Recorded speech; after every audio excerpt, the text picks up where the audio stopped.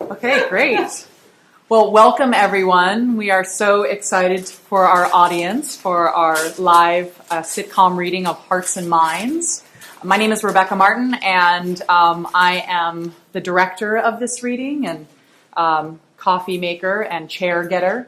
And we just want to thank you so much for coming and supporting us in doing this live reading. Kate and I have been talking about doing this for probably about 6 months. And so it's just wonderful to realize that once you set your mind to actually making something happen, it can actually happen. And I just wanted to first just thank all of the actors behind me. I've worked with them in various capacities professionally, and they're all fantastic. And they all have volunteered their time to come out and make the story come to life. So first, I just want to give them a round of applause.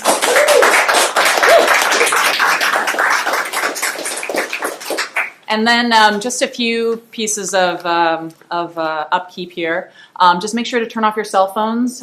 This is going to be live recorded, so just having any type of interruption would be a little bit of a challenge. So please turn off your cell phones. Even vibrate doesn't work so well.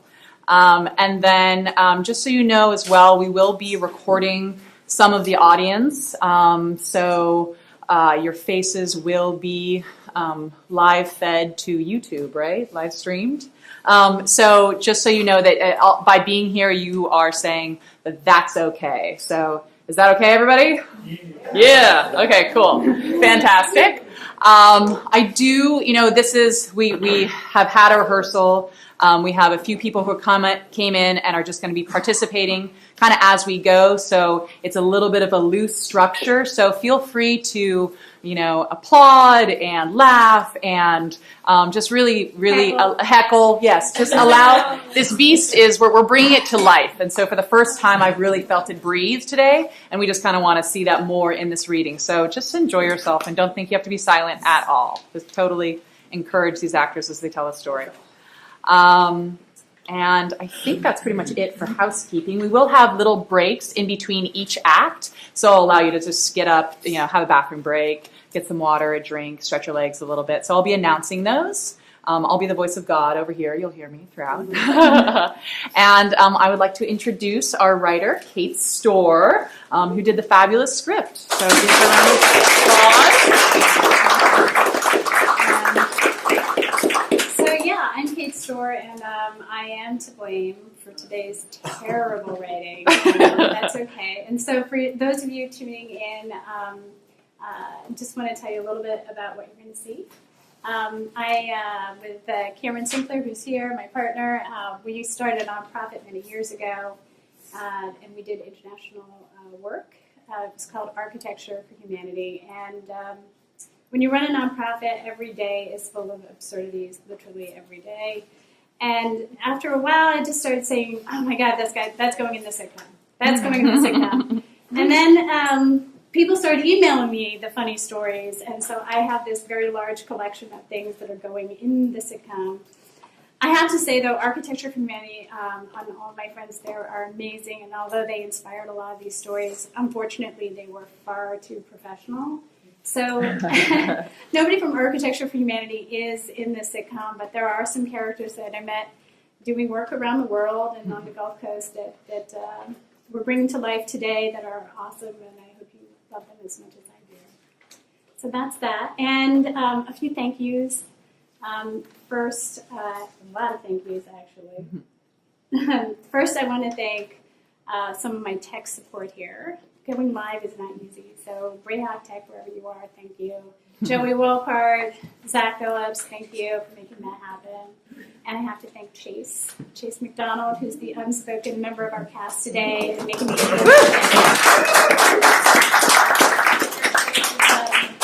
I also have to thank Steve Hass and Throckmorton Theater because, it's the little things. We needed chairs. And he's here. I'd like to thank all of my friends and especially my family because you don't get to do fun things like this unless your family supports you and is willing to move a lot of heavy furniture, which they were. So that was awesome. And of course, Rebecca, I want to thank you because this would so not be happening. Thank you. Yes. Awesome. So, great. Here we go.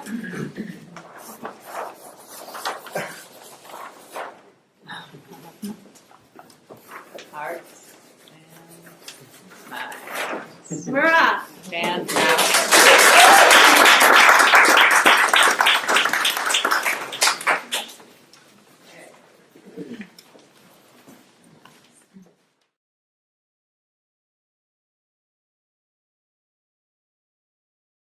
Beltway headquarters. Helen's office, late afternoon. It's a typical Beltway office, beige and drab.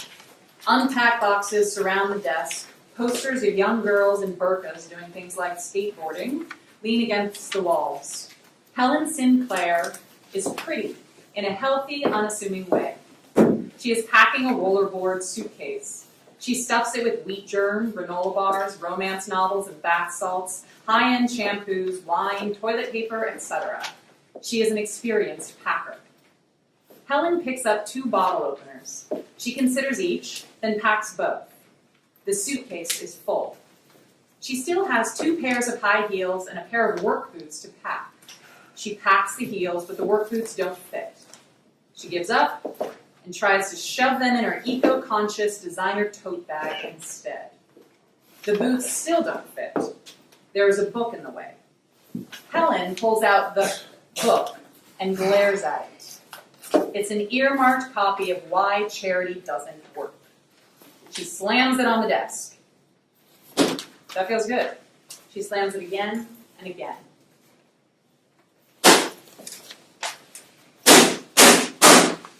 Interior Hearts and Minds Beltway headquarters hallway.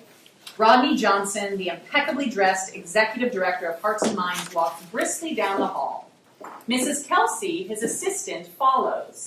She is struggling to manage an unwieldy net, the kind they use to store basketballs at a high school gym. It is full of wadded up soccer balls made from recycled plastic and string. Rodney hurries her along. As he passes by Helen's office, he glances in. He sees Helen slamming the book and backtracks. Everything okay? Yeah. Visa cleared this morning. Helen motions to the net brimming with balls. Mrs. Kelsey struggles to get them to stay put. What's all this? Table decorations for the retired Fortune 500 fundraiser. I suggested landmine clearance flags, but the marketing team thought soccer balls handmade by refugee children would be cuter. Donors love kids. Exactly. That's why I also I'm getting toy landmines made just for the occasion. Rodney winks and is off. He's kidding. I think.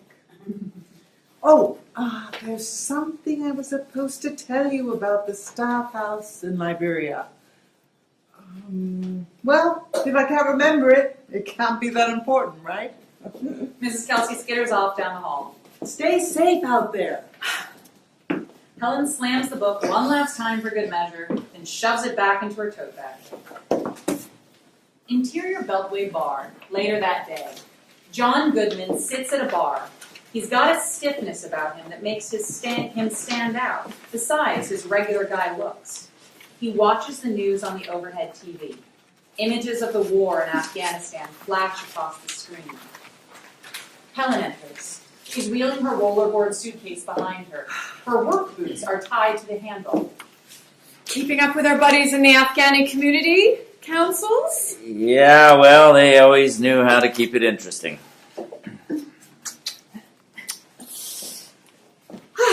Thanks for coming. Sorry for the short notice. I leave tonight. I see you packed your sensible shoes. Afghanistan? Liberia. That's actually what I wanted to talk to you about. I've got an opportunity for you. I know what you think. It's a bigger pissant nonprofit. You finally make all those girls disappear? Invisible Girls had its problems, but we were doing good work. Anyway, I'm at Hearts and Minds now, and I'm finally running my own program, and I'm looking for an operations director to manage security and logistics.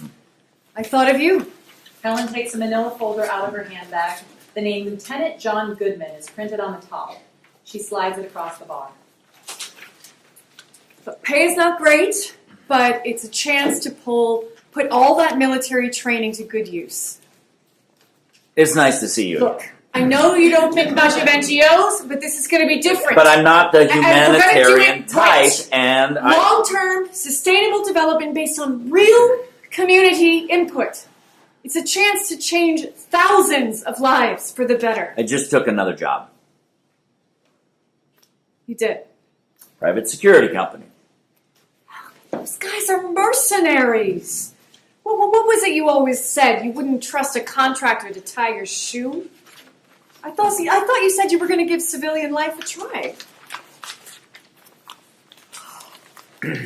She's still living in your apartment, isn't she? But, okay, come on, but there's no reason to join the dark side. Helen slides the folder back to Goodman and stands up. Look, I'll keep the job open. You've got 2 weeks. It's yours if you want it. John, you're one of the good guys. There's no such thing. There are still some good guys left. Yeah, well then you don't need me. Interior Ghetto 99.9 FM, Guanjama, Liberia, daytime. The radio station is no more than some equipment on a crudely fashioned wooden desk inside a one-room shack. DJ Peace Out has a sophisticated urban R&B style despite the surroundings. He's using a laptop to DJ. His assistant, Little Tupac, younger and less urban, mans a cell phone jerry-rigged to a second-hand soundboard. He wears a t-shirt that says, "Ohio, the heart of it all." As the song ends, DJ Peace Out takes the microphone. He speaks in Liberian English, a mix of English and the local dialect. Yeah, man. This is DJ Peace Out, bringing you the African grooves on Ghetto 99.9 FM. Yeah. That was Amanzi Matuti. I am an African. Without a doubt. Chamu Chamu. Shamu, shamu. Proud Africans, dial in and speak your mind. Or text DJ Peace Out. We are taking your calls. But first, the latest in Liberia's struggle for freedom and prosperity. Intercut are the following images. A woman peels cassava and cooks rice over an open fire.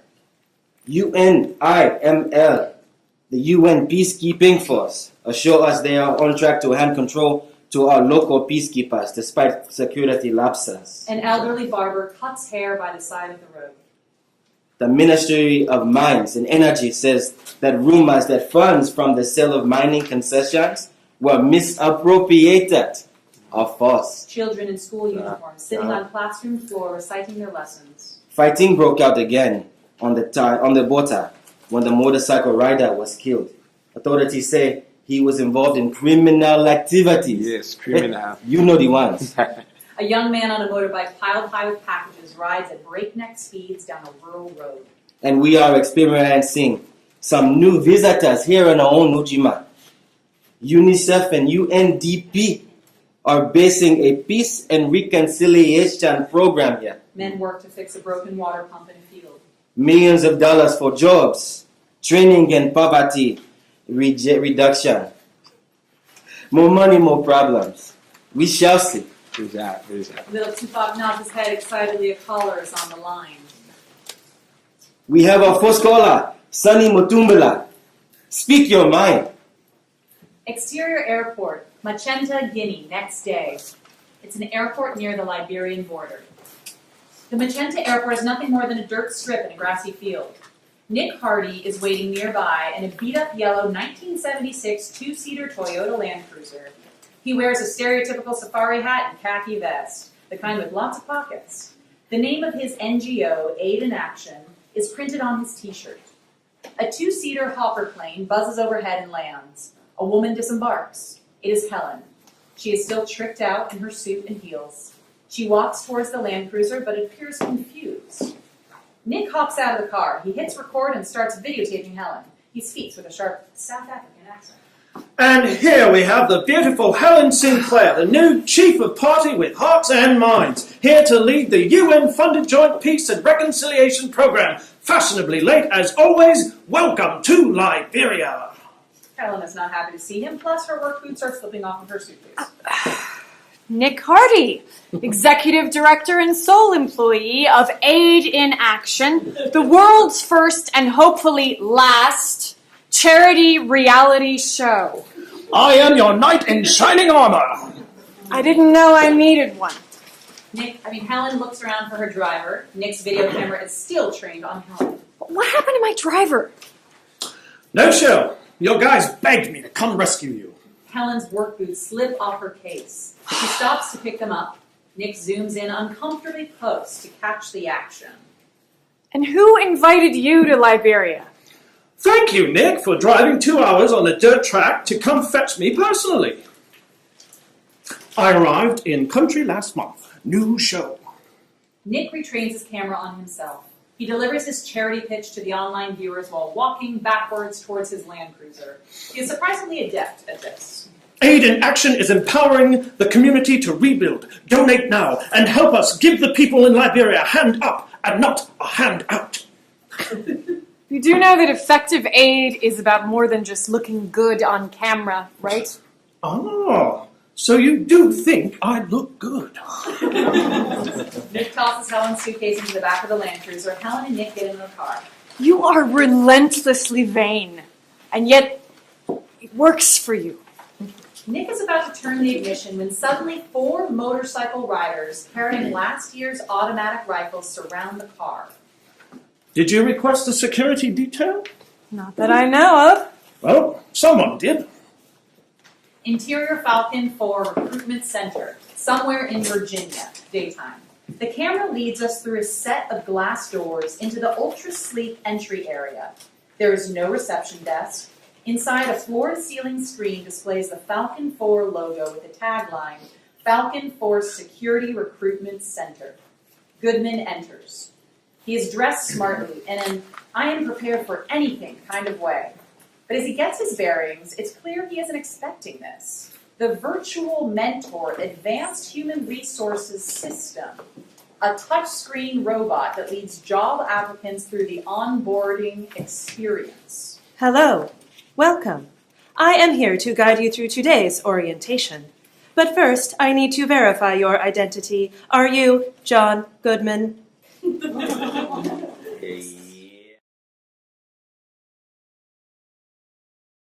The screen, if that is correct. Yes. Great. Goodman's profile loads. We see a much younger picture of him, his vital statistics, and his social networking score, which is embarrassingly low. In fact, it's non-existent. I am going to ask you 3 personal questions, which only you can answer. Are you ready? A standard multiple-choice question loads up onto the screen. When did you most recently file for a divorce from your spouse? Was it A, less than 1 month ago, B, less than 1 year ago, or C, more than 10 years ago? Goodman taps the first option, less than 1 month ago. The robot wobbles. Now the screen loads up 3 pictures. The first looks like a fellow veteran, the second is of a woman, but the third is of an older, cranky-looking, middle-aged woman. With which of these 3 people do you currently share a residence? The camera zooms in, option 3, the middle-aged woman. What the? Goodman swipes viciously at option 3. The robot tips back and nearly topples over. Embarrassed, Goodman looks around to see if anyone is watching. Meanwhile, back at Ghetto 99.9 FM, DJ Peace Out and his protege, Little Tupac, relax in cheap plastic chairs on a veranda in front of the radio station. His t-shirt of the day reads, End breast cancer, walk for a cure. A cooler filled with drinks sits to one side. Young men mill in small groups, some play cards, others are doing nothing. Motorbikes parked haphazardly litter the yard. A Land Cruiser drives into the yard, followed by the 4 motorcycle riders. It is Nick and Helen. DJ Peace Out smiles broadly. He has been expecting them. He ambles towards the gate to meet them. Thank you for joining us. I am DJ Peace Out, and this is Ghetto 99.9 FM. We are glad to be the first to welcome you here in beautiful Boinjima. Nick looks at Helen as if to say this is your problem. Helen gets out of the car and walks towards DJ Peace Out. Do you always welcome all your visitors in this way? We understand. You are here to do good work and to help the community lift itself out of poverty. Please, take a seat. Helen stands her ground. Please, can I offer you something to drink? My team is expecting me. We really can't stay. Sit, Tazani. There's always time. Nick is out of the car to join them. Ghetto Point 99 FM is the heart of the community. We are inspiring local youth to think about their futures with our radio program. Peace Out reaches out to more than 300 youth. With your help, we can turn them into community leaders. We are asking you to fund our program so we can help the youth find hope, find a future. As DJ Peace Out talks to the young men milling around start to move in closer. I am sure that you are doing good work, and I would like to help you, but we have protocols that we follow. We will meet with each community member. Meetings. You come all the way here to have meetings, but who are you really helping? And complete a full community assessment. We are the true community. We are not in a room somewhere pushing. As you can see, we are attending to our youth, taking action. Helen pauses to take in the scene. She has seen it all before. She is not impressed. As I said, Hearts and Minds will be conducting a full community assessment. There will be open meetings with the community, and I assure you that we will consider your program. By now, the young men have gathered in close and flanked Nick and Helen. Wonderful. Let's start now. Come, give us a tour. Let me give you a tour of our radio station. Bill Tupac trots over with some soda. Coca? I don't know about you, but I'm feeling a little bit parched. There's a reason that we follow protocol. I assure you that the community will be involved and you will be able to participate, but there is a process that must be followed. In the meantime, I'm sorry, but we really do need to go. Helen pulls on Nick's arm and turns to walk away. Some young men step in to block their path. Let them go. As Nick and Helen drive off, Helen looks behind. Sure. You let them leave. Slow. We are the voice of the people. They will hear our power. DJ Peace Out settles back into his plastic chair as if it were a lazy boy. Bill Tupac mimics him. Interior Falcon 4 Recruitment Center, somewhere in Virginia. Inside a darkened, windowless room, we see a video playing on a large screen. Shots of mines exploding, nuclear power plants, detention centers, prisons, and armored tanks. A soothing female voice narrates. It's the Falcon 4 orientation video. Falcon 4 Secure Solutions is the world's largest private security contractor, providing a full slate of security services to corporate, industrial, and government organizations. The camera pans behind a row of empty chairs and lands on Goodman, seated by the door. The virtual mentor hovers next to him in sleep mode. When you join Falcon 4, you are joining a highly skilled, tight-knit team of more than 1.2 million employees worldwide. Goodman taps the virtual mentor. Nothing happens. Formerly known as the Wingnet Corporation, Falcon 4 works to mitigate risk in some of the world's most challenging environments. Goodman scans the room. Disarming improvised explosive devices, protecting high-profile personnel, safeguarding transport of food, munitions, and commodities. It's all part of a normal day here at Falcon 4. Goodman slinks towards the door. He doesn't make it very far. Would you like to take a break? I can pause the session momentarily. Goodman sinks back into his chair. Exterior staff house. Wanyama, Liberia, daytime. We see a dirt road leading into a huge dilapidated mansion. The perimeter of the compound is fenced and rimmed with barbed wire. At the entrance is a large sign, Hearts and Minds Base, DDRR program. This is the Hearts and Minds staff house. An SUV with the Hearts and Minds logo blazoned on the side enters the compound. Darren Lowry and Sally Parker get out. She sports a trendy global nomad look. He carries a messenger bag wired with electronics. They stand in front of a huge mansion and stare at the great entrance. What is this place? Not entirely sure, but it's home now. Interior staff house, various rooms. We follow Darren and Sally as they explore the mansion. They can't believe what they're seeing. The walls are paneled with mahogany, chandeliers hang from the ceiling. They pass by a marble fireplace. In one room, a long mahogany bar is flanked by a worn velvet couch.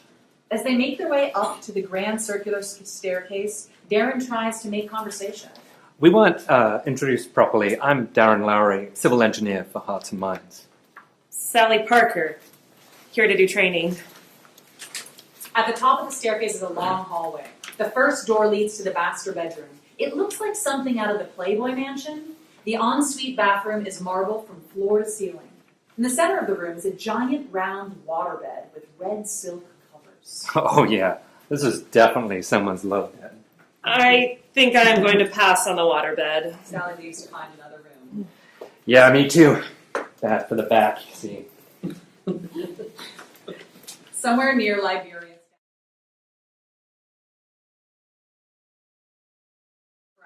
Headed for the Hearts and Minds staff house. So, what are you going to do? I can't fund them even if I wanted to. Our program mandate is narrow. We are here to demobilize ex-combatants, not support a radio show. I've seen his type in every community where I have worked. He's just trying to get attention. It's all about him. Nick notices 4 motorcycle riders following behind. One speeds in front of the Land Cruiser. Oh, I'm convinced. Try convincing them. Interior of the Falcon 4 Recruitment Center, somewhere in Virginia, daytime. Goodman is standing alone in a white-on-white room. The camera circles to reveal his point of view. The virtual mentor stands in the background, replaced by a huge touchscreen display showing a map of the world. The Advanced Human Resources System has taken control. The system flashes, "Congratulations, it's time to choose your first assignment." You are a grade 6 tactical team member. These opportunities currently match your skill set. Red arrows fly in and land on various danger hotspots around the world. They pulse, awaiting Goodman's tap. Goodman looks around. No one. He resigns himself to the system. Goodman taps on an arrow in the Middle East. A job profile slides open. It reads, "Security Guard, Mall of the Emirates."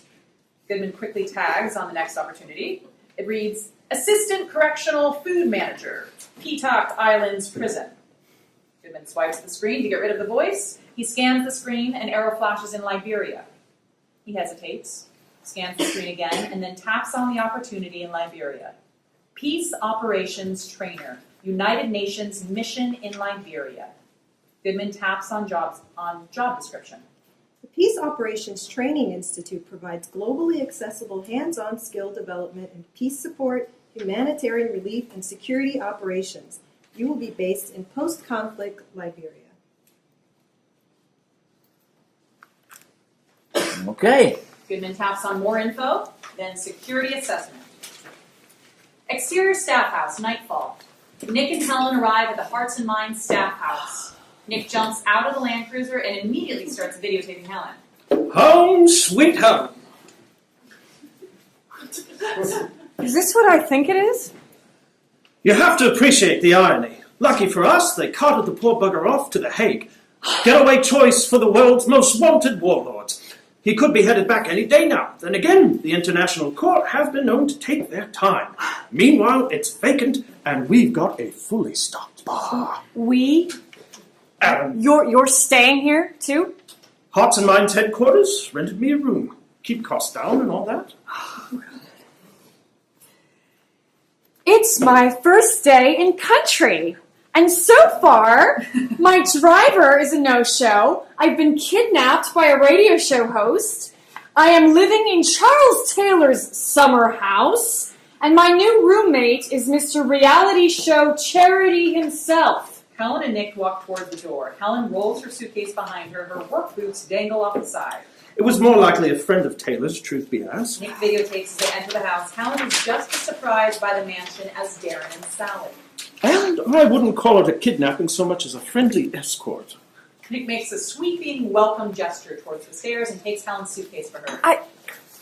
She's too shocked to stop him. God, could this day get any more surreal? Helen and Nick stand at the threshold of the love room in front of the waterbed. Yes, it could. I am right next door if you get lonely. Oh, no. Helen leaves to find another bedroom. Her work boots fall off her rollerboard. She doesn't bother to retrieve them. The generator fails. The lights go out. Everyone groans.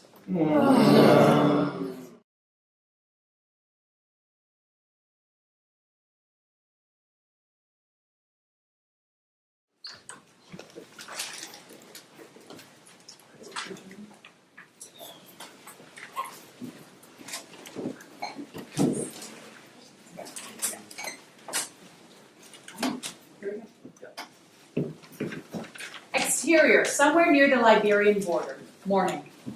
We see an African man, Napoleon, with a sack on his back, walking alone on a dirt road in the middle of nowhere. He is well dressed, wearing leather shoes and a smart shirt. He seems tired but determined, as if he's been walking for days on end. The African countryside is beautiful. Interior staff house, dining room, morning. The dining room has been turned into a makeshift conference room.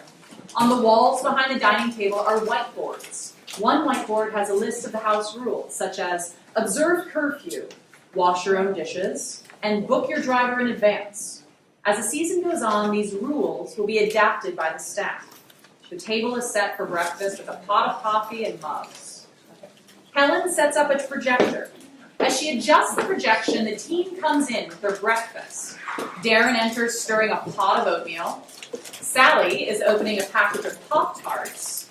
Helen's driver and the house manager also join them. Pop-Tarts? Oh, I need the sugar rush. How about you? Steel cut, cooked for 2 hours. You got up at 5 a.m. to make oatmeal. Nick enters with his video camera and pours himself a cup of coffee. I once knew a guy who wouldn't leave the house without a full English breakfast. The only issue was we were in the Sudan. Helen sprinkles wheat germ on her cereal. Okay, let's get started. Helen flips her computer open. We see an Excel spreadsheet projected on the wall. It is titled Disarmament, Demobilization, Rehabilitation, and Reintegration, DDRR. SMART Goals. It lists the following headers with correlative data. Target beneficiary, ex-combatants, age range 16 to 22, output, job training outcome, job training. Goal, 300 beneficiaries. Beneficiaries to date, 0. Deadline, 1 year. Vertically, it lists the months, January through December, with 3 columns per month. Status updates, assignments, impact metrics. Nick sits down and starts videoing. Nick, we're trying to have a meeting. Don't let me get in the way of your SMART goals. Nick takes his coffee and moves to the far end of the table, but continues to video. Helen is annoyed, but carries on. Okay! So, as you know, we're here to head a $3 million peace and reconciliation program. And this is part of the DDRR framework. It is a joint program with UNDP and the World Bank. So we will be working closely with both agencies. Any questions so far? Look, the generator failed twice last night. When are we getting an ops director? We have an ops director coming. He's just delayed. Delayed? Delayed. Oh, is that a new euphemism for you forgot to hire someone? He'll get here when he gets here. Until then, let's just focus on the work. Helen continues and walks towards the projection. She points to information as she talks. Okay, our goal is to provide job training and create employment for 300 ex-combatants. The time frame is 1 year. Is everyone familiar with SMART goals? To Sally, Helen is speaking a foreign language. Darren rolls his eyes. Okay, so we're talking about specific, measurable, attainable, relevant, and time-bound goals. This is how we're going to measure our impact. The power goes out, and the projection fails. Nick walks towards Helen to video the blank wall. Maybe you need a smart generator. Don't be a smartass. Helen's driver and the house manager look at each other and shake their heads. Exterior UNDP compound, Wanjama, Liberia, afternoon. The UNDP offices are inside a modest cement block building inside a large compound. The perimeter wall is topped by security fence, topped by concertina wire. A small guardhouse sits to one side of the metal gate. This is the only entrance to the compound.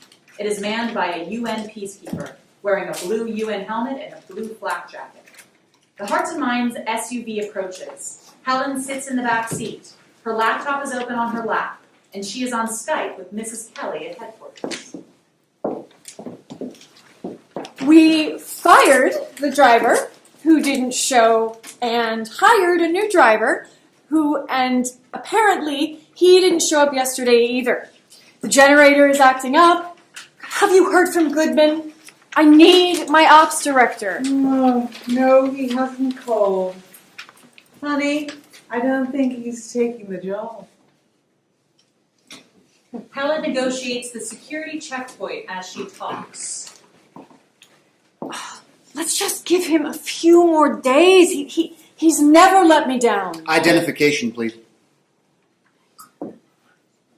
I'm here for the cluster meeting.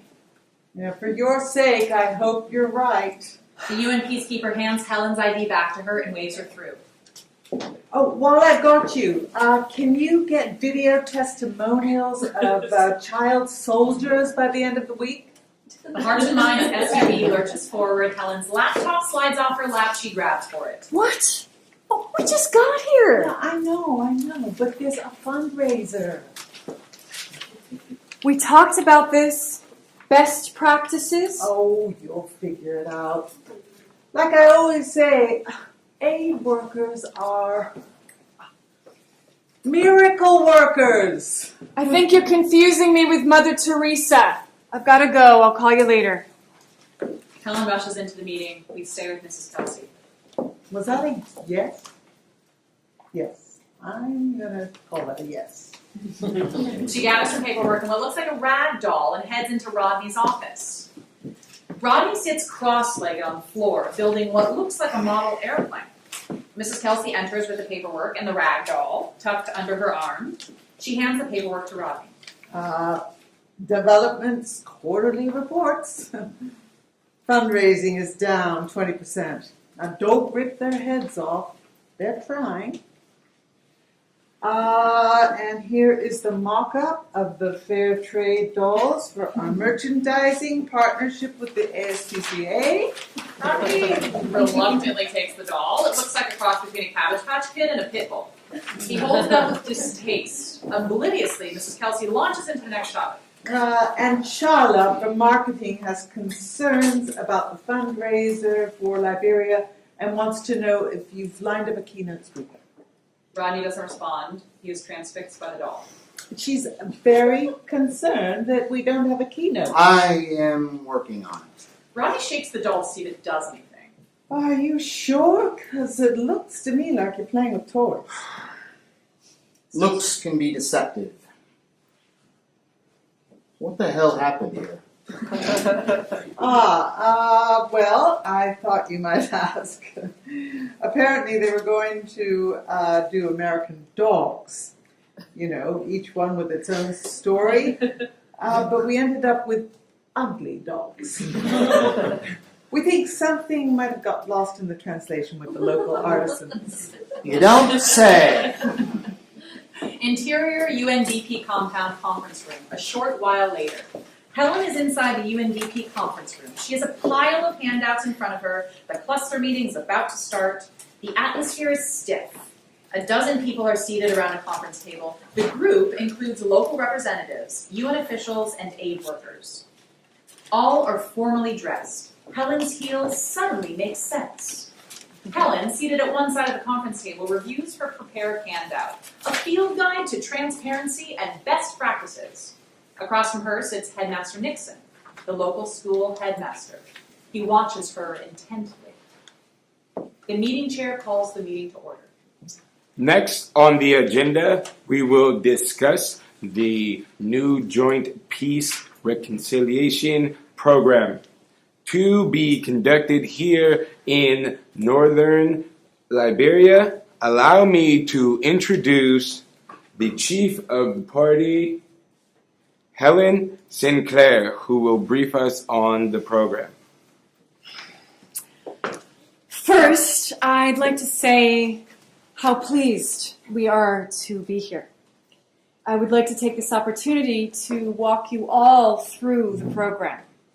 Helen distributes handouts to her left and right. First, I've personally developed a guide to transparency and best practices so you can understand our commitment to your Look, communities. we've known about this program now for some time.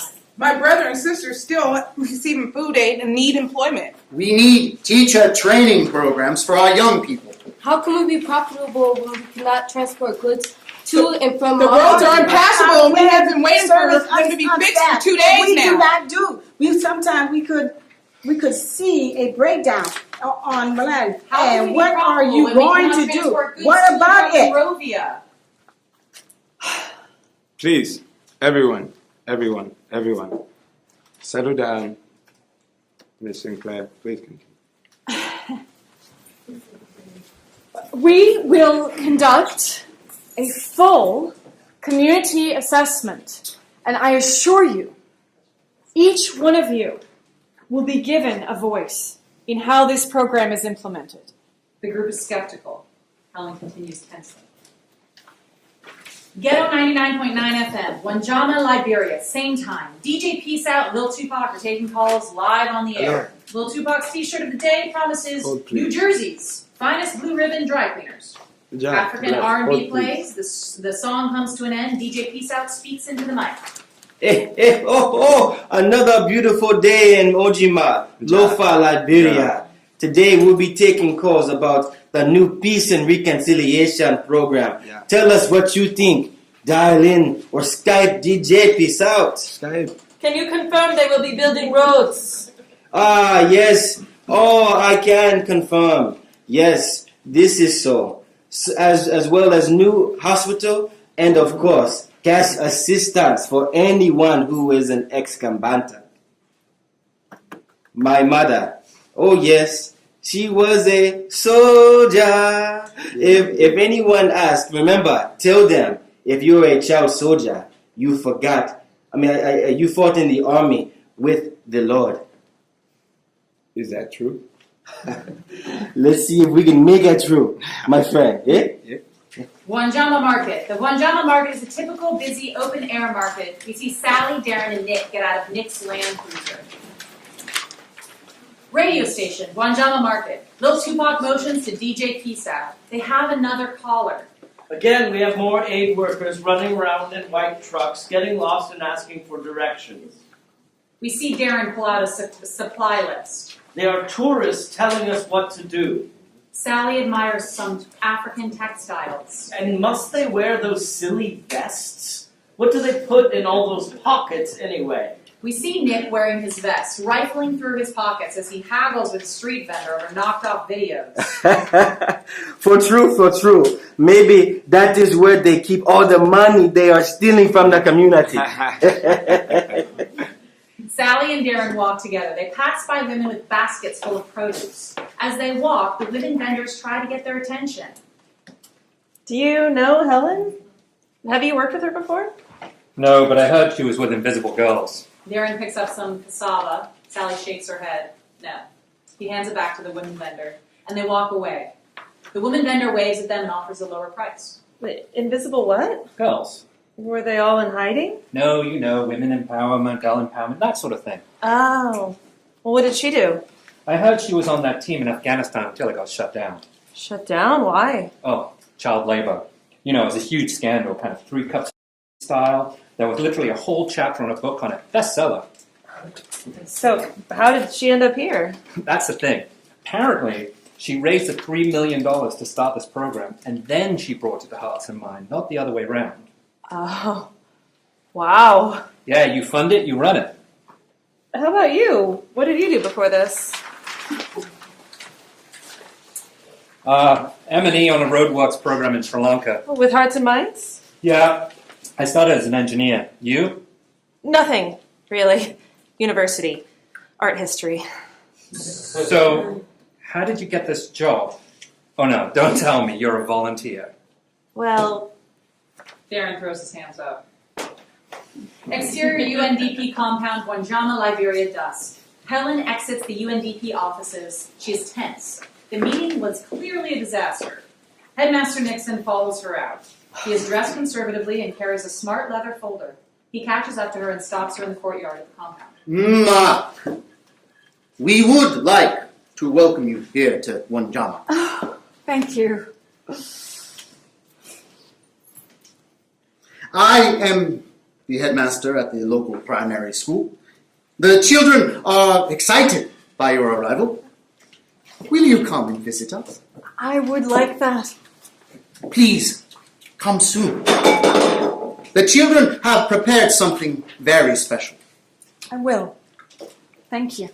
Helen gets into the Hearts and Minds SUV. She looks back and smiles at Headmaster Nixon. He waves in return. Exterior Guinea-Liberia border control checkpoint, dusk. 6 border patrol guards stand at either side of a cattle gate that marks the border between Liberia and Guinea. The guards carry automatic weapons and wear Liberian military uniforms, or at least partly.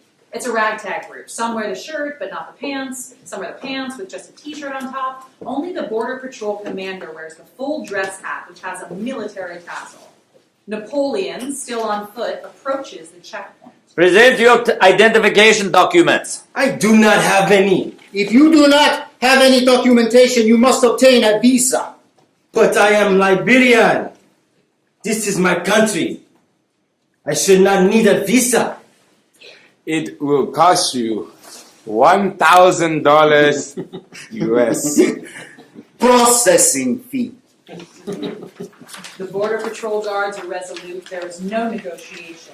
Napoleon turns to walk away. Do not think of trying to cross anywhere else. We have eyes, and we will find you and your family. The tension rises. It is a standoff. Interior staff house, dining room, morning. It's the morning meeting again. Darren enters with his oatmeal. Nick pours himself a coffee and takes up his usual seat at the far end of the dining room table. Helen shoots him an icy glance, but has given up on trying to oust him from the meeting. Helen has also given up on the projector and tapes paper to the wall instead. Helen's driver and the house manager discreetly pull out a deck of cards. Okay. We start today with the community assessment. Now, the goal here is to get basic profile data to better understand the community's needs. This is critically important to get done this week. Darren, since you've done monitoring and eval before, I'll need you to head up these baseline assessments. Yeah, standard demographics, income, education levels, the works. Yes, with the goal of identifying ex-combatants as quickly as possible. Also, HQ needs you to videotape these interviews. You want us to videotape the first interviews? Sally makes it to the meeting. She's wearing a traditional print headdress and skirt. She looks like an African Barbie doll. She scurries in, late and embarrassed. Yeah, I know. It's not a great way to build trust. But unfortunately for The conversation stops as they all take in Sally's new look. Sally becomes more self-conscious. And so it begins. Look, HQ say they just need them by next week. Sally sits in the empty chair between Darren and Nick. Nick is still videotaping the meeting. What did I miss? Hearts and Minds is going Hollywood. We're not going to Hollywood. We'll leave that to you and aid in action. Let me guess. You need them for a fundraiser. When is it? 2 weeks? Who's keynoting? Prince Charles? Lady Gaga? These are for profiles. We're not exploiting anyone. Darren gives her a look that says, come on, we both know what this is all about. It's just videotaping interviews, not water torture. Okay, that's it for now. Helen packs up her paperwork, grabs her bag, and heads out the door. Okay, let's go shoot some ex-combatants. Helen's driver and house manager look up from their card games in surprise. Border control checkpoint, late afternoon. The same 6 Border Patrol guards are still on duty. 3 of them sit in plastic chairs near a beer stand. The other 3 stand nearby. By now, they're all drunk. Their uniforms are disheveled. Their shirts are unbuttoned. Their guns are lying on the ground next to them. Napoleon sits on the road with his legs crossed some meters away, but within earshot. The guards taunt him. I think this jock is going to sit here all day and all night again. Another guard flicks a beer cap at Napoleon, narrowly missing him. If you had fought like your brother, you would have documentation. Instead, you fled. The other guards make game of it and also flick bottle caps towards Napoleon. Napoleon is stoic. Now you must buy your citizenship back. He is not Liberian. Bottle cap bounces off of Napoleon's head. He is a coward. Napoleon stands up and rushes Border Patrol guard number 3. The rest of the Border Patrol guards grab their guns. Just then, a black SUV approaches. Goodman and Stig Nilsson, a UN peacekeeper, are inside. Goodman and Nilsson exit the vehicle just as guard number 3 threatens Napoleon with the butt of his automatic rifle. End of Act 2.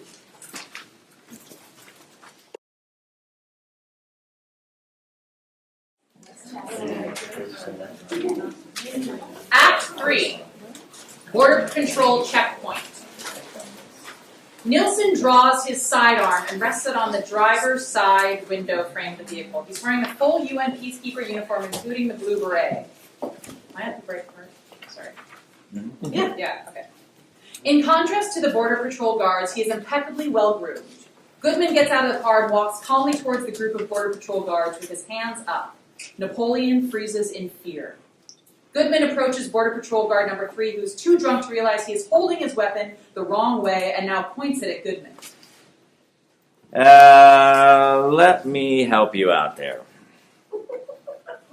Goodman takes the weapon from guard number 3, turns it to the right way around, and helps him adjust his aim. If you're going to carry a weapon, point it the right way. The other guards laugh, but they stop abruptly when they suddenly become aware of Nilsson, who is now approaching the checkpoint with his sidearm raised. The Border Patrol commander coughs, adjusts his hat, and buttons the shirt of his uniform. The other Border Control guards follow suit. Do you have documentation, sir? Napoleon steps a safe distance backwards. Who is the immigration control officer on duty? Sir, he is not here on duty, sir, today. What is going on here? Sir, a gentleman tried to illegally enter the country without documentation. The other Border Patrol guards nod in agreement. Border Patrol guard number 1 steps in front of the beer stand to block it from view, accidentally knocking it. It tips precariously to one side. We were required to use force. Goodman and Nilsson look around for Napoleon, but there is no sign of him. As they do, the Border Patrol commander motions to the guards to close the gate. Okay, let us through. I am sorry, sir, but this checkpoint is closed in accordance with UNMIL protocol. The Border Patrol guards nod their head in agreement, just as the beer keg rolls off its stand and explodes in a sudsy mess behind them. I am sure you can understand that we cannot let you pass, so you must return in the morning. Nilsson looks up at the sun and checks his watch. Unfortunately, he's right. According to UNMIL protocol, all border checkpoints close 2 hours before sunset. So, now they decide to follow the rules. Nilsson shrugs. He walks back to the UN vehicle. That's the African 5-point plan for you. Looks like we're overnighting. We have a security compound a short drive from here. So you're just going to walk away? We're here to train, not to enforce. Goodman is frustrated but follows. As they drive away, the Border Patrol guards smile at each other. They can't believe they've gotten away with it. We see Napoleon come out of the bush and follow the UN vehicle on foot. Hearts and Minds headquarters, Bethesda, Rodney's office, daytime. Rodney's behind his desk. The model airplane is still in parts strewn all over the floor. Rodney has made no progress. Mrs. Kelsey. There is someone here to see you. He said his mother sent him. Ah, yes, reinforcements. Come in, come in. Mrs. Kelsey ushers a boy of 12 into the room. The boy seems confused. He looks to Mrs. Kelsey for help, but she's gone.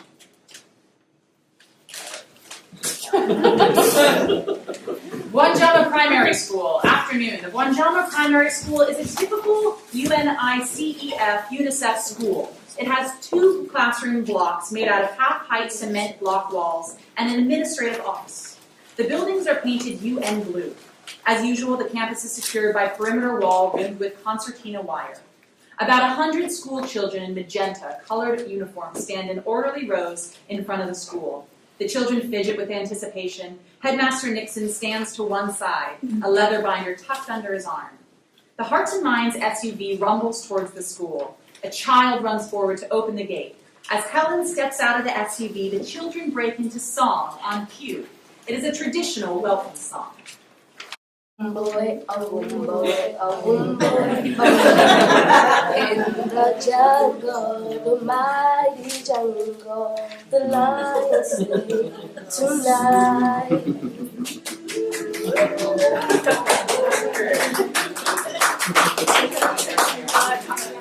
Exterior Wanjama Town Barbershop, same time. It is a busy afternoon. Wanjama's main drag is filled with people and street vendors. A barber sharpens his knife with a leather strap inside his shop. A client sits in a barber chair that dates at least from the 1970s. 3 or 4 other clients wait nearby, sipping tea. Sally and Darren approach.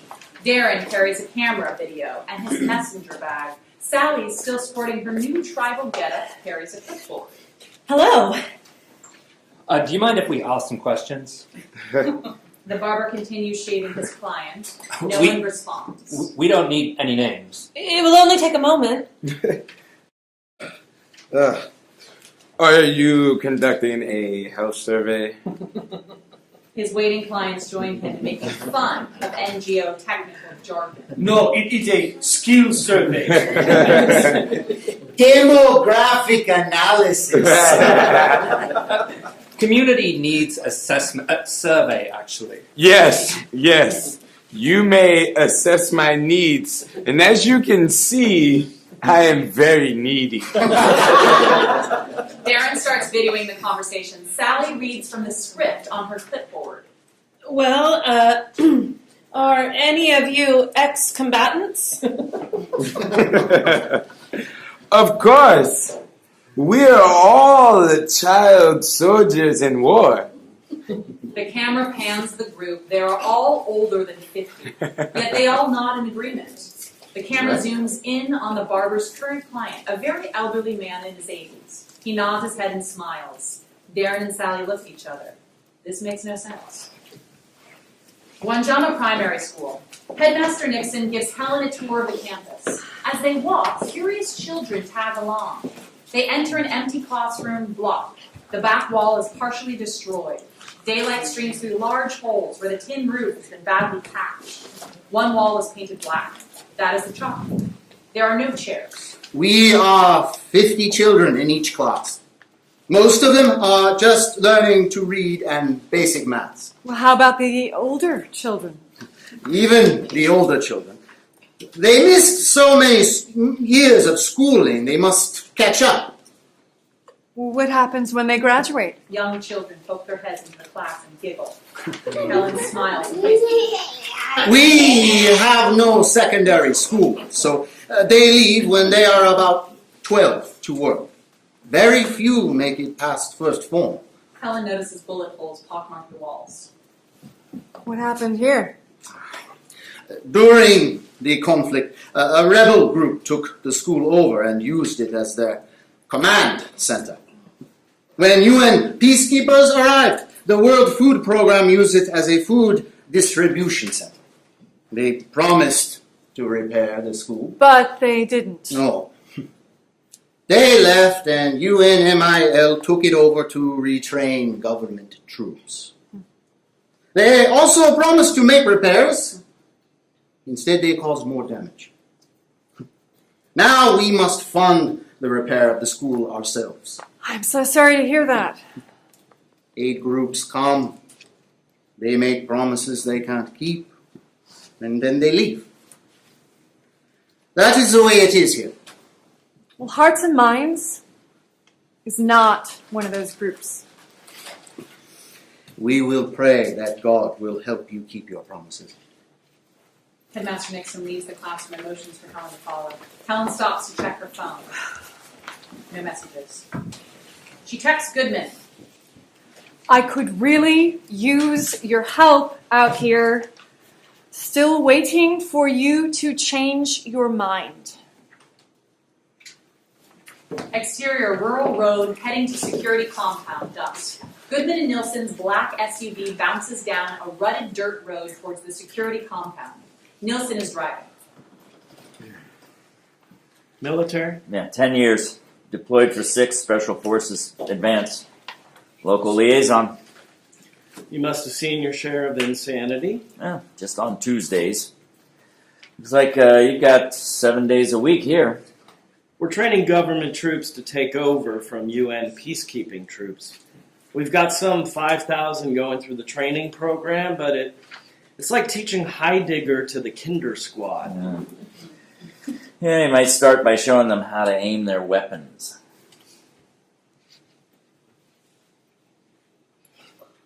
You should have been here a few years ago. When I first arrived in country, we were dealing with deranged killers. They didn't know what they were fighting for, let alone who they were fighting against. There were 300 rebel groups, all calling themselves the Son of Sam. Your Taliban had homemade rocket launchers.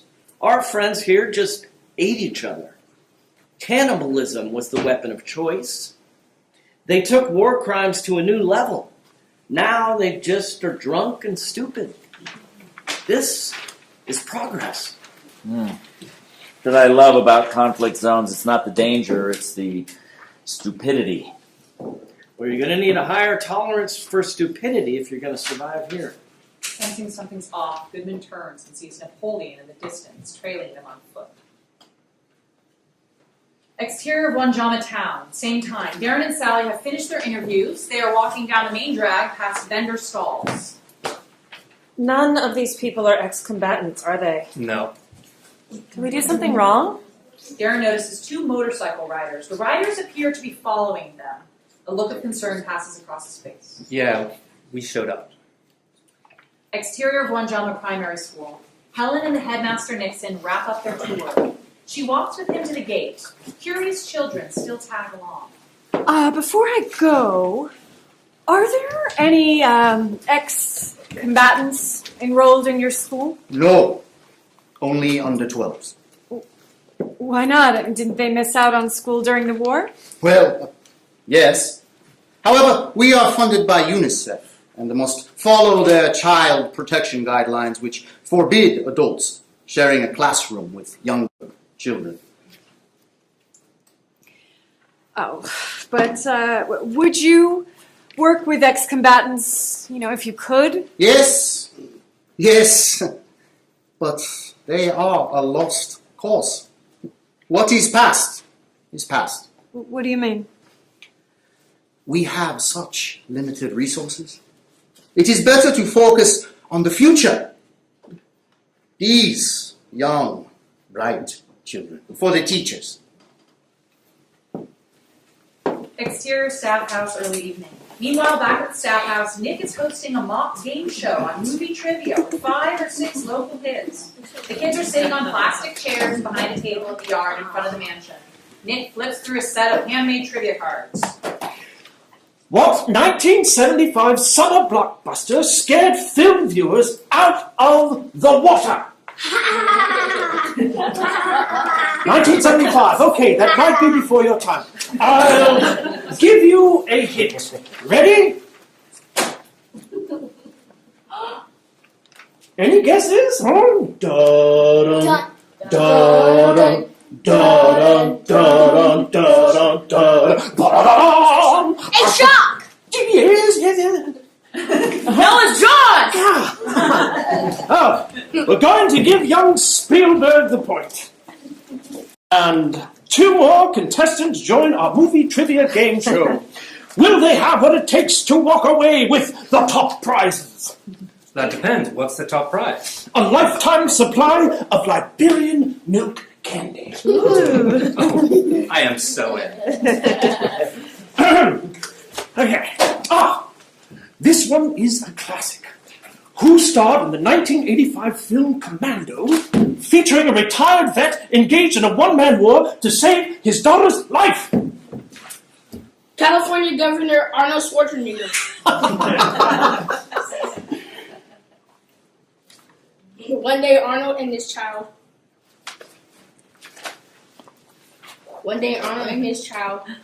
was named Jenny. The thieves come to take the child of Arnold Schwarzenegger, but Arnold said no. Arnold was very clever. His friend brought a plane which passed over the river.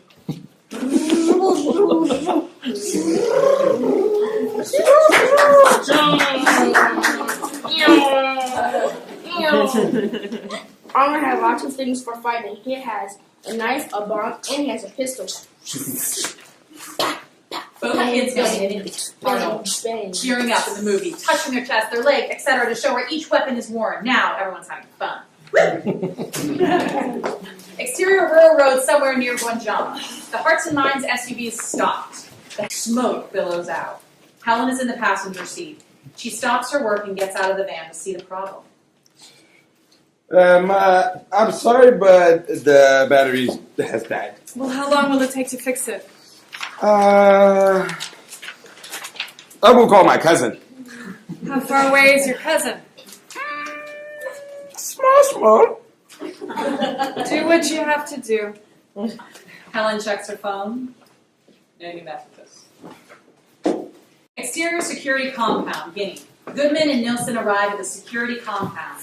It's essentially an industrial warehouse fenced in by concertina wire. Goodman recognizes the Falcon 4 logo on the signage as they enter. So this is their handiwork. Inside, Christmas lights peek out from behind a row of containers where the men have constructed a makeshift outdoor bar. This used to be a depot for supplies coming from Nigeria, but when it got hot in Sierra Leone, they converted leftover containers into living quarters. Interior security compound container unit. We see Goodman crack open the door of the container unit. The camera surveys the inside of the cramped unit. It contains a small bed, a toilet, and a shower hookup. A previous occupant has decorated the walls with Asian porn. Goodman tosses his duffel bag into the corner and takes a seat on the bed. He looks up and sees the slogan, "Save the last bullet for yourself." So far, we have not been invited to participate in the meetings with respect to the new Peace and Reconciliation program. Yeah. Helen leans in to listen more closely. We hear you're in your program. They will be building football field and pitches stadium. What about vocational training and jobs for our young people? That's for true. Yeah. My shame on them. Next caller. I have heard the program is funded by the timber company. It is a conspiracy. Helen sees as the implications of Goodman and Nilsson are eating food and drinking beer under the Christmas lights in the makeshift open bar. There's a long silence. It's a clear night. The sky is bright with stars. You ever think about being a civilian again? And leave all this behind? Not me. Suddenly they hear someone or something move. A figure darts in the shadows just outside the compound fence. Nilsson overreacts and draws his gun. Goodman steps in front and motions for Nilsson to lower his gun. I'll handle it. Goodman takes another beer from the table.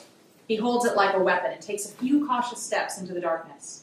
Then, just as suddenly he relaxes. He recognizes the figure. It's Napoleon. Goodman walks towards Napoleon and offers him the beer through the fence. So how come your friends wouldn't let you cross the border back there? Are you a Liberian? My name is George Napoleon Montumboro. You may call me Napoleon. John Goodman, Lieutenant Colonel.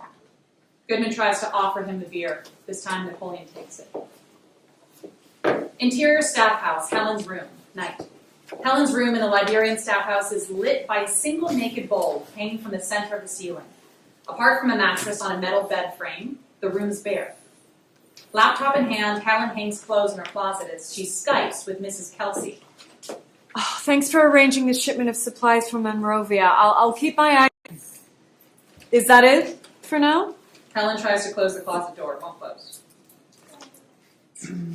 Mrs. Kelsey is sitting at her desk and filing paperwork as she Skypes with Helen. Because of the time difference, it's only late afternoon for her. Okay, for now. But how is it going there? Helen heads for the ensuite bathroom, laptop in one hand. It is glamorous, but the tub is rusted and there's no shower curtain. She tries the taps at the sink. No water comes out. Oh, I don't know. I've got no ops director. I had to fire my second driver.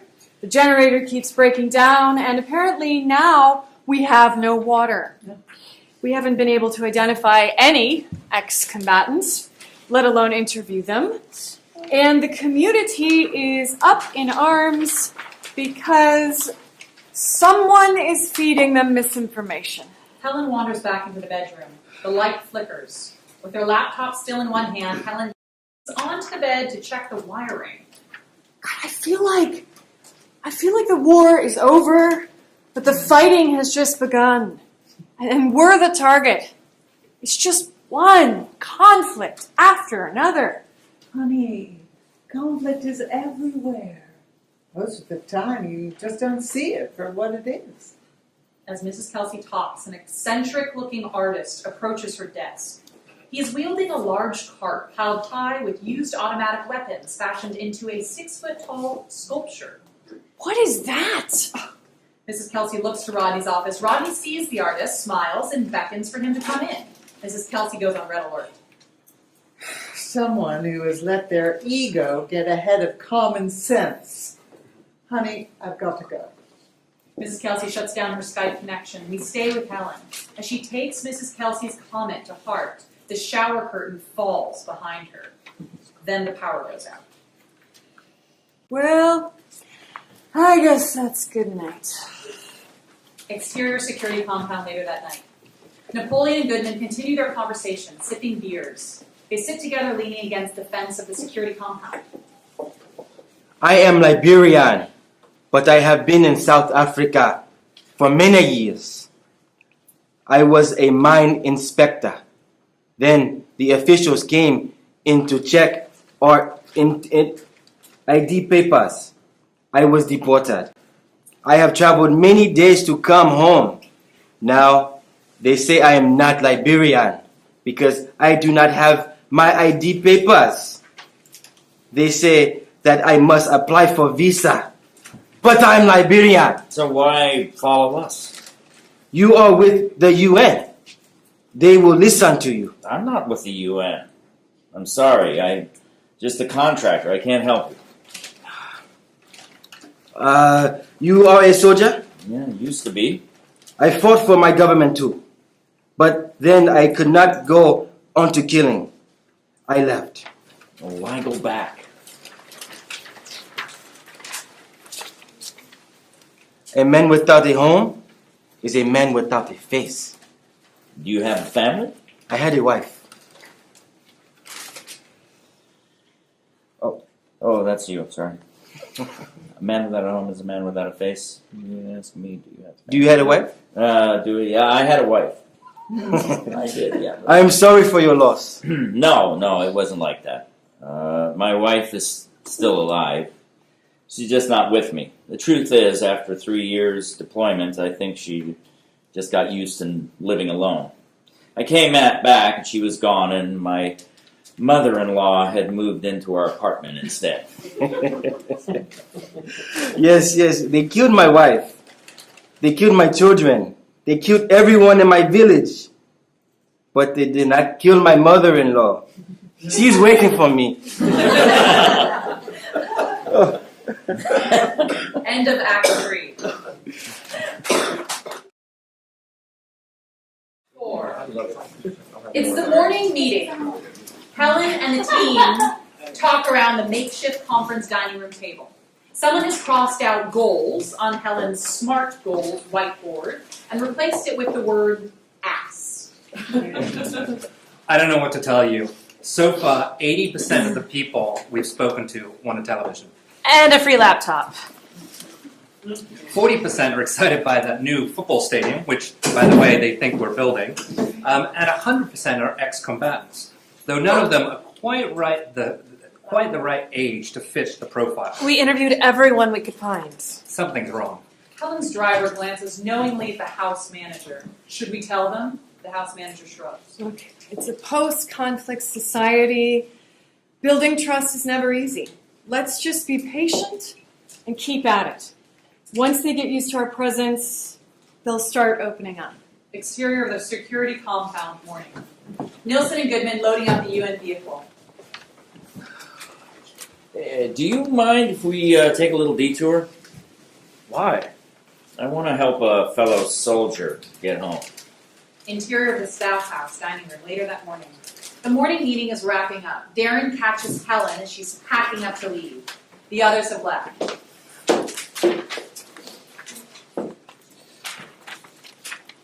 When are we going to get an ops director? We need a backup generator. We need to get a water tank that's working. One of the drivers never checked in this morning. I have security concerns. What, security concerns? I think we're being followed by guys on motorbikes. Okay. Sorry, lost. 55. Got it. Security concerns? I think we're being followed by guys on motorbikes. Oh, that. What do you mean, oh, that? Look, they're just a bunch of thugs who think they can scare us into funding their radio show. It's nothing. I think we should do something. That would only legitimize them. Look, trust me. The best thing to do is to ignore them. Ignore them? In this case, yes. Helen throws her handbag over her shoulder and leaves. New best practice. Ignore them. Near the border checkpoint. Goodman and Nilsson approach the border checkpoint again. Even if we do find him, there's not much anyone can do. We are here to train. We can't enforce regulation. It's up to the local officials. Goodman scans the road. He sees Napoleon heading for the checkpoint. There he is. You don't seem to hear me. There is no point. They arrive at the checkpoint just as the border patrol guards begin harassing Napoleon again. Sam seems to be back, Aya. We were lonely without you. Goodman gets out of the car. Just do what you can. Nilsson reluctantly follows. Americans always want to be the hero. Exterior of the Hearts and Minds base, same morning. Nick is staring at his car. He's furious. Someone has colorfully painted his Land Cruiser like a money bus, the type of local taxi vans. A surprisingly adept caricature of Nick in his video camera adorns the hood. The words, Mr. Hollywood, emblazon the sides. Helen comes out. She's dressed for a meeting in her heels. This is your radio friend. He obviously thinks I'm part of your outfit. But you have to admit it. I mean, it looks pretty good. And you don't know who did it. This is a message. You should take it seriously. I do. And I'm handling it. I know the stakes are high for you professionally, but did you ever stop to think that the stakes are much higher for them? What are you saying? 3 million and change is a lot of money in a place like this. I may not follow protocol, but at least I don't play God. I'm not playing God. Oh, yeah? I am following best practices. There's a difference. Well, your best practices are starting to piss a lot of people off. Nick throws up his hands in anger and returns to the house. Helen is left admiring the car. Interior, the UNDP compound conference room. The same group of local representatives, UN officials, and aid workers have gathered in the UNDP conference room for the regular cluster meeting. Before the meeting chair can call the meeting to order, Headmaster Nixon begins to speak. I would like to take this opportunity before we begin with today's agenda to once again thank Miss Helen Sinclair and her team at Hearts and Minds. Everyone in the room is taken aback by his departure from the approved agenda, but none more so than Helen. And we are very glad that they have committed to repairing the Wanjama Primary School now after so many years of tireless neglect and lack of funding. Well, that's not exactly. We're still conducting our needs assessment and have not made any funding decisions yet. Yes, we must still complete this grant application and so forth, but the children are very excited, I can tell you. Again, we have not made any funding decisions. You're distributing funds. Instead of jobs, you're giving out TVs. And football fields, stadiums, and all that we don't need. The money has already been spent on bribes to corrupt government ministers. You are selling off our nature, resource behind our back, while we're struggling to provide for our people. We will look forward to an update as and when decisions are forthcoming. And now, let us please focus on today's agenda. DJ Peace Out's radio station, Wanjama, Liberia. DJ Peace Out is reporting. It has been 3 weeks now since the new Peace and Reconciliation program has arrived in Ujima. Are we at peace? No. Are we reconciled to these Kiwi eating our money? No. It is time to take real action. Yes. As he speaks, we hear a car barrel into the compound. A moment later, Helen bursts into the ring. DJ Peace Out starts a song. Have you come to do your so-called community assessment? I have come to ask you to stop spreading rumors and harassing my team. You are undermining a program that is here to help. You are only hurting your own people. You are just a tourist here. Who are you? Who are you to say what my people need? I don't care what your intentions are or who you think you're helping. This isn't how you're going to go about it. Look, there's proper channels. And if you continue to spread misinformation that is dangerous to my team, I will ensure that no other agency gives you a dime either. You will not be here long enough.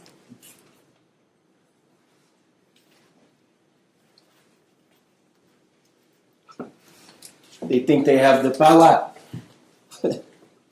DJ Peace Out puts his headphones back on. As the Hearts and Minds SUV rolls out of the compound, Helen checks her phone one last time for messages from Goodman. Nothing. Border checkpoint. Nielsen, Goodman, and Napoleon are talking out of earshot of the Border Patrol guards. Do you have any documentation or identification? I cannot require them to let you cross without identification. He's clearly a Liberian national. There must be some sort of regulation that covers this. Of course, the UN has a protocol for everything. Years of paperwork. Napoleon looks down. Goodman paces for a moment, looks at the guards, and turns back to Nielsen. Okay, fine. So he's not Liberian. What does it really take to get a visa? Model airplane fly grounds, Maryland. A long, black macadam runway runs through a flat, grassy field. A flyer stretches across the runway. Model Aeronautics Association Flyway. Colorfully designed fiberglass model airplanes gleam in the sun and soar overhead. Hobbyists and their families tinker with their planes as they wait for their turn to fly. Coolers line the runway. This is about as American as you can get. The camera follows the model airplane as it lands on the runway and rolls towards its owner's feet. The camera pans up to reveal a retired Army general. Beside him stands Rodney. Even if I could get it on her schedule, why would I do that? They tee up their planes at the start line. The general's plane is a sleek black bomber, kitted out with the latest gadgetry. By comparison, Rodney's fighter jet looks like it was put together by a 12-year-old, which of course it was. Strategically speaking, you're not in a very good negotiating position. Winner take all. You're on. The two planes soar into the sky. The general's bomber makes a hard right turn and soars out of reach. Rodney desperately toggles his remote control. His fighter jerks up and chases after it. Rural road near Guanjama, Liberia, sometime later. Helen sits in the dirt by the side of the road. She's holding the book, Why Charity Doesn't Work. Instead of slamming it, this time she's reading it. The camera pans out to show her vehicle. Steam billows out of the engine. It is overheated, again. Nick rolls up in his colorful Land Cruiser. I don't want to talk about it. Why the hell don't you call your I am doing this? And here we have the lovely Miss Helen Sinclair, stranded again, rescued by Aid in Action. What if charity doesn't work? What? Wait, what if he's right? You know, charity doesn't work. Maybe I should actually read the rest of the book. I mean, what are we doing out here? Are you still obsessing over that? Just stop videoing for once. And miscapturing this tragedy. If you could just cry a little for the camera. One tear.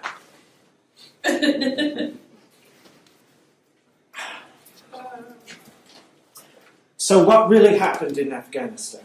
It wasn't child labor. We were trying to help women earn money so they could buy more food. We set up weaving cooperatives in rural villages in Afghanistan. But the women wouldn't leave their homes if they couldn't take their children with them. They were afraid that if they left them behind, that their fathers would beat them. So we let them come, and we set up a reading program. God, they were inside the cooperatives, but they weren't working. They weren't working. Come on, get up. I'll let you buy me a drink. It'll do you good.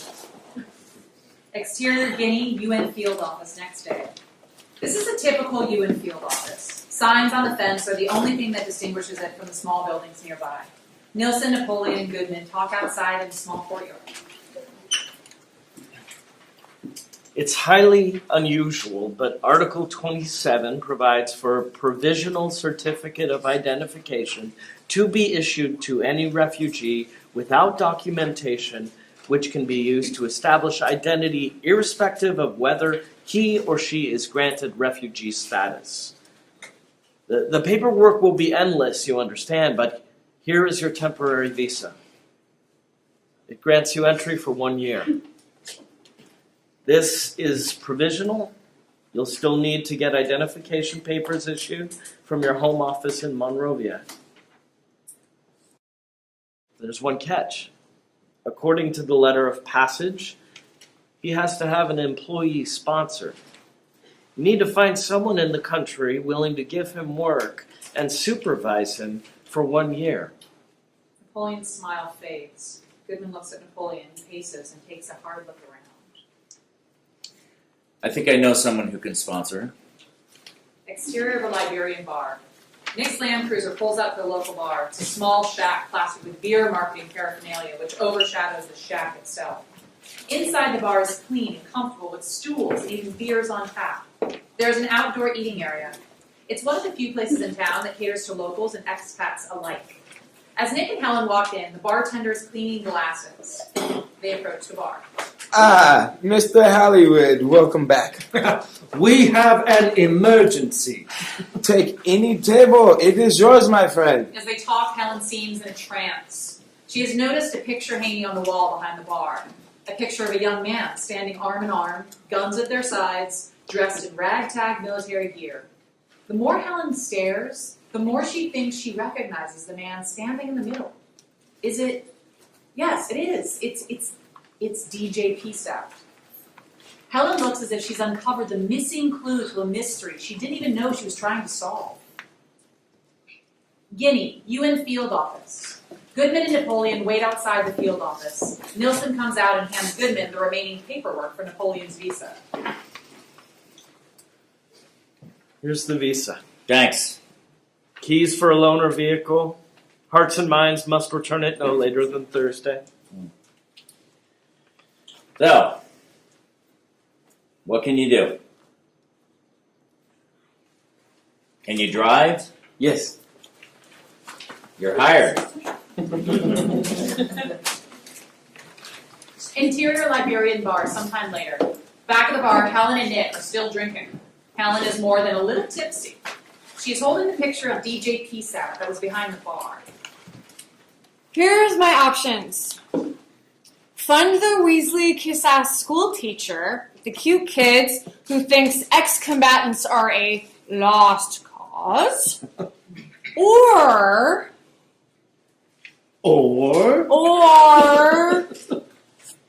fund the strangely charismatic radio DJ, and don't forget his gun-toting friends, who actually is an ex-combatant, and who, oh, by the way, likes to kidnap people and might be a drug dealer.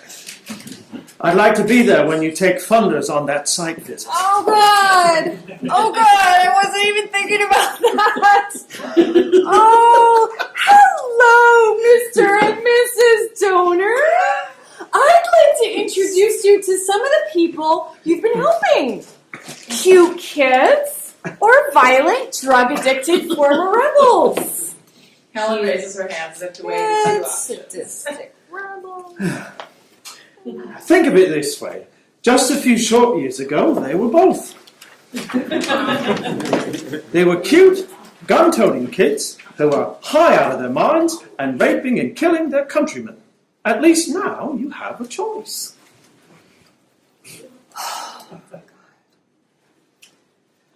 So, how many beneficiaries have you impacted this week? None. I haven't found the right project. You haven't? Nope. Oh, well, you shouldn't worry about it. Oh, really? No. Because you know why? You want to know why you shouldn't worry about it? Why not? Because we're tied. Number of beneficiaries. End of Act 4.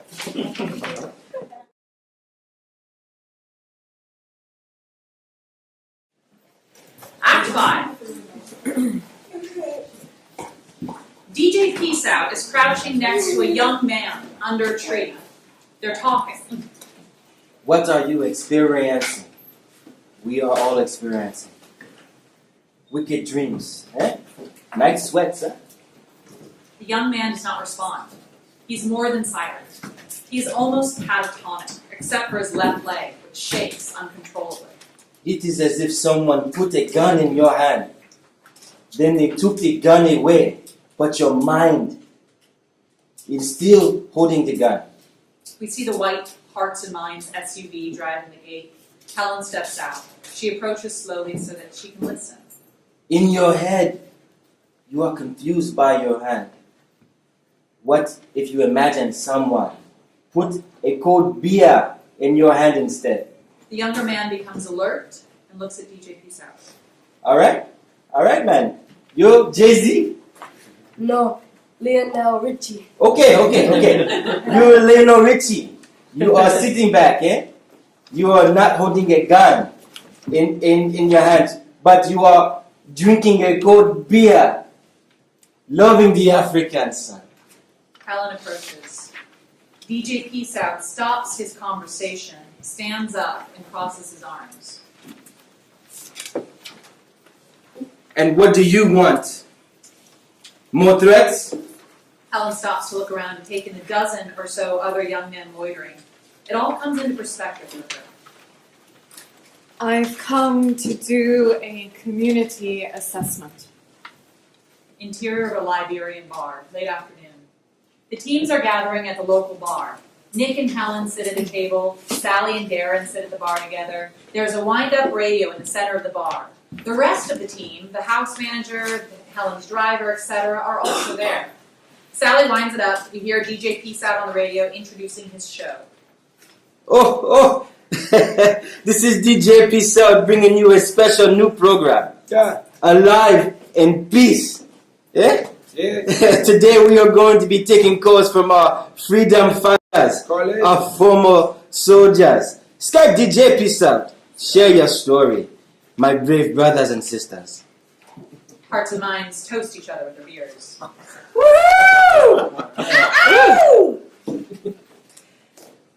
Intercut 99.9 Ghetto FM. DJ Peace Out sits at his makeshift radio booth. As always, Lil Tupac is next to him. Intercut with DJ Peace Out's monologue, we see a series of recent flashbacks. As the scene progresses, a human connection is made between the aid workers and the ex-combatants at Ghetto 99.9 FM. Let's get things started. Each week on Alive in Peace, sponsored by Hearts and Minds, we will be providing support and vocational training for our former freedom fighters. Ja. And while we wait for your call, I will tell you my story. The barber and his clients listening to the radio as they talk. The barber stops shaving.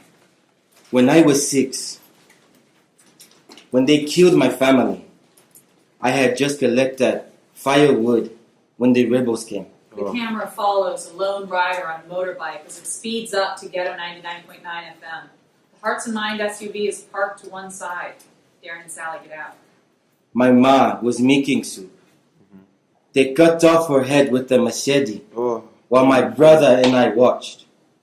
Then they killed my pa. We could do nothing. Then they made me serve them soup. Darren and Sally, we see a group of young men sitting under a tree outside the radio station drinking cheap alcohol. There are the ex-child soldiers. Hearts and Minds is here to help.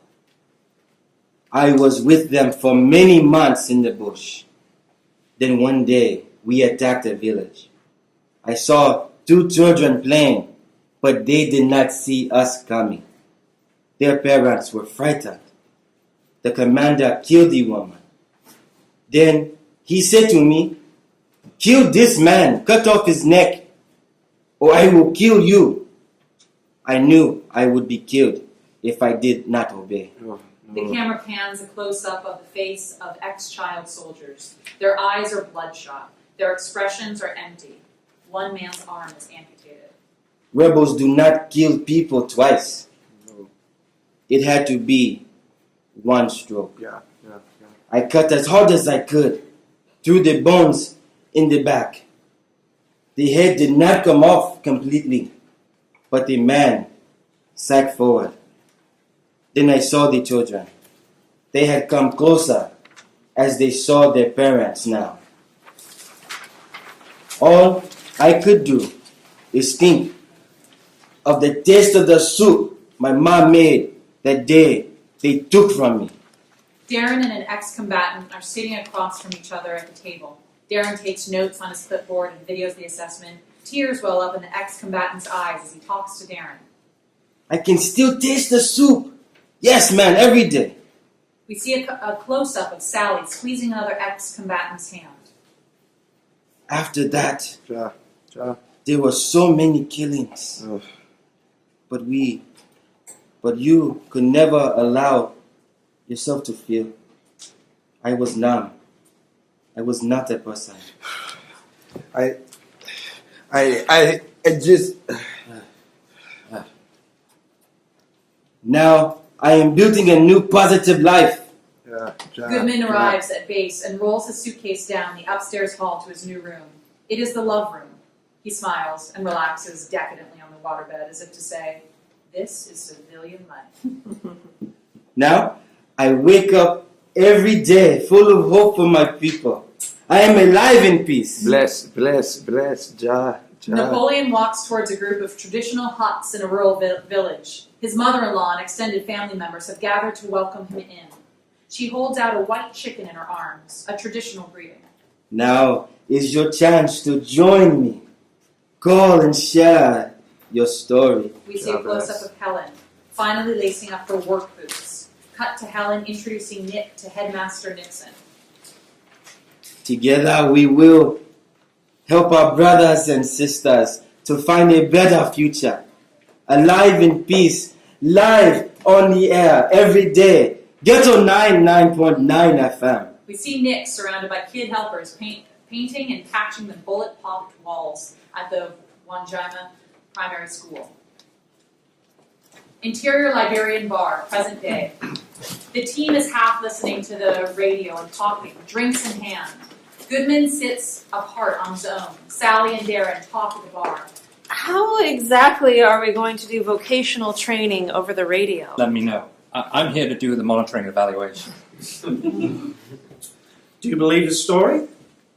I don't know if I believe anyone anymore, but I do trust him.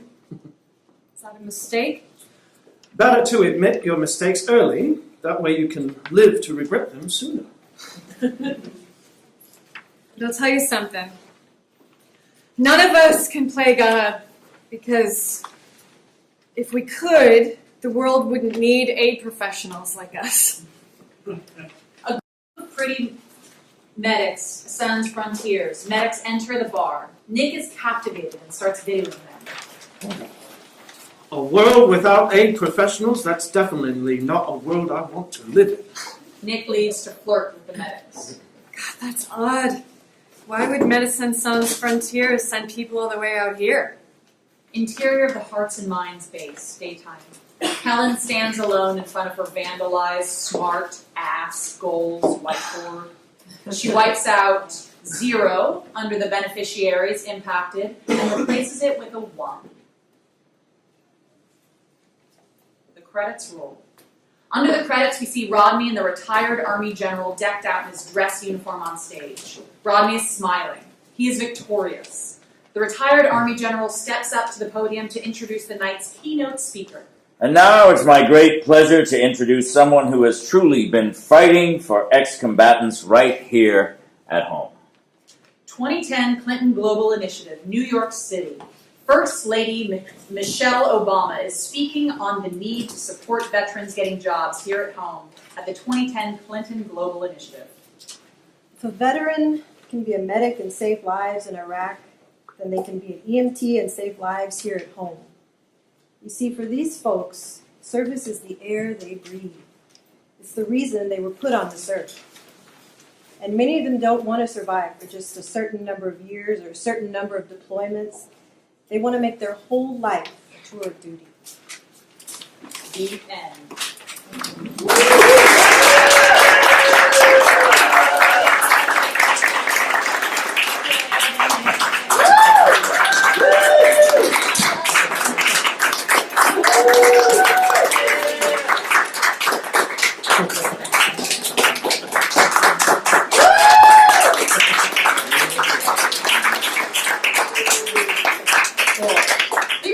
Go down the line and introduce our actors because I didn't get to do that at the top, and they did such a fabulous job and dedicated their whole day to rehearsing this reading. So I'm so appreciative. Rochelle Tolbert. Stephen Hess. Virginia Ferguson. John Nahigian. Jessica Bates. Damien Oyobio. Alex Bryant. Marisa Lumless. Aaron McIntyre. Ryan O'Donnell.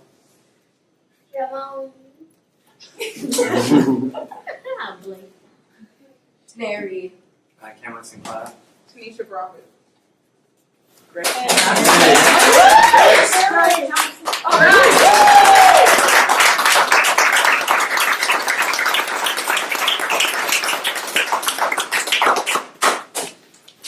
Thank you all. all for coming out tonight. We had planned to do a tiny Q&A if you guys have questions about the show. But I don't have to answer questions. There's also more drinks outside. There's actors tons can of go get drinks. beer. But if you Those had are any chocolate questions, cake. chocolate cake. So maybe we'll just take just a 20-second stretch your legs and Yeah, just let's kind do of have it. a little conversation. Yeah. Don't forget the nice cold beer. Yeah. You guys are Actors go get beer. In your hand.